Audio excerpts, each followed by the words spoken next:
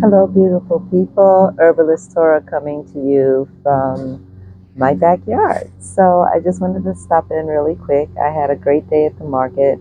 I had to stop and take a rest when I came home because when I was setting up today, I stepped in an unforeseen hole in some grass and it caused me to twist my ankle and fall.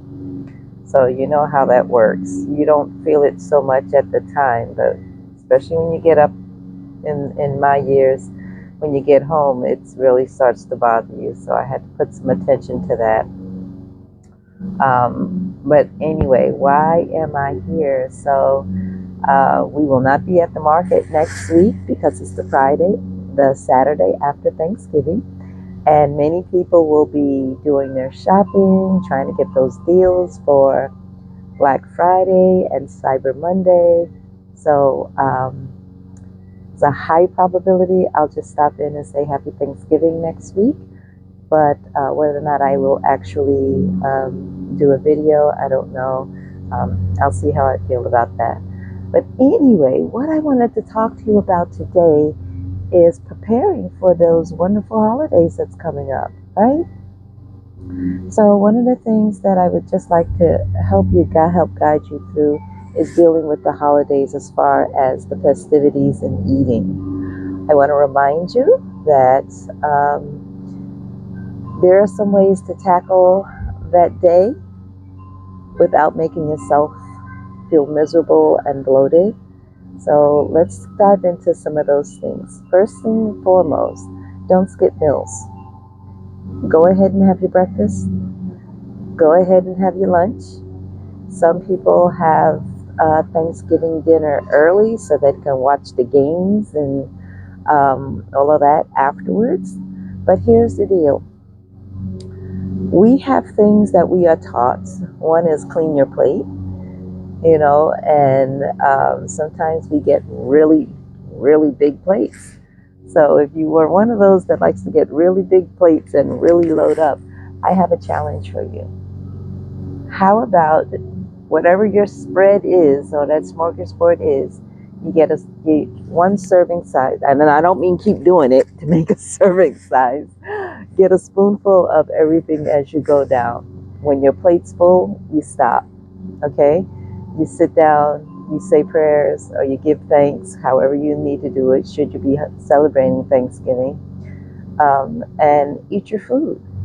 Now, that includes drinking your beverage, whether it's water, juice. Down here, it's a thing with sweet tea. Go ahead and drink your food, because one of the things you must have in your body to help that stuff move around, you have to have liquid. I know a sweet tea is a lot of sugar, and I'm not going to talk about, eating healthy right now, because, every once in a while you do deserve the right to splurge a little bit or give yourself a treat. And if it happens on Thanksgiving, then by all means let it happen on Thanksgiving. Take a spoonful of everything, sit, drink, and eat. If there's something that you missed and you would like a taste of it, get a smaller plate, like a salad plate or a dessert plate, and go get the few things that you missed. Just a spoonful, just to taste it. Because really, after all of your food, you're not going to really be full, right? And then there's usually dessert. So you want to leave room for dessert, okay?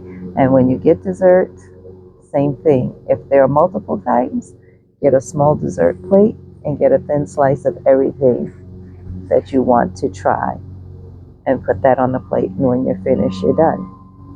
And again, drink your water or whatever your host is offering to drink, okay? Throughout the day, make sure you drink your water, okay? I don't care if it's fruit infused, plain water, smart water, distilled water, spring water. Make sure you drink that water so that you're hydrated. Because generally, unless you're in a dry house, many people have cocktails while they're waiting for dinner, and you're not really thinking about drinking water at that time. So hydrate during the day. When you hydrate, it also puts the trigger in that, okay, I don't need to eat as much when I sit down at the table. And if you do indulge in cocktails and wine and other alcoholic beverages, where it's mixed drinks or not, whether it's sorrel, rum punch, uh, I don't know, poquito, maybe, but what you want to do at that time, you want to make sure that you're hydrated. The more hydrated you are, the less of a hangover you'll have the next day. Okay? And then, if weather permitting, wherever you are, once you've finished eating, don't just sit down yet. Okay? Take some time to get up and take a walk. If it's feasible for you to walk around the block, walk around the block, because that's going to help get your digestion moving. Okay, the last thing you want to do is sit, eat, and let all of that food just sit and slowly digest. And when you're sitting, there's no room for that stuff to go. It's going to be a little bit more work for it to get around your digestive tract and out of your body. So it's a good idea to go ahead and take a walk if the weather permits for you to do so. All right. What else? Oh, yes, yes, yes, yes. This is something that I learned from someone else. And I've been doing this for a while, and I'm amazed, right, how it can make you feel. So one of the things this little technique of eating is eat your protein first. It takes the longest to digest. It takes the longest to get through your system, right? So while that protein is digesting, but your body is constantly in the state of moving that food that you ate. It's constantly, this is called peristalsis, where it just squeeze here, loosen, squeeze, squeeze. It looks like the wave, but it's your digestive tract. That's called peristalsis, and it starts in the mouth when you chew. Once you swallow, it does the same thing. It goes out to the stomach. The stomach moves around to treat all the proteins that you've eaten with and the sugars that you've eaten with hydrochloric acid and amylase, so that it can be broken down more. So if you eat your proteins first, right, and you're pushing those through and it's making its way, and then you eat your vegetables, right, and your fruit afterwards, which breaks down, right, and it moves easier through your system. All of that natural insoluble fiber is going through afterwards, so the body can move that better. So if you do that, then it will push that other stuff out, because something comes in, so that everything has to move to go out. You want that something to come in to be something that's more easily digested. If it's more easily digested, it will move out of your stomach faster, and you will have less reflux, because there's nothing sitting there trying to break down. So you want to try and do that and see how you feel. And I want to make sure to remind you to chew your food. Okay? If you chew your food, I know it's supposed to be chew your food 32 times. Chew your food so that it's mush when you swallow.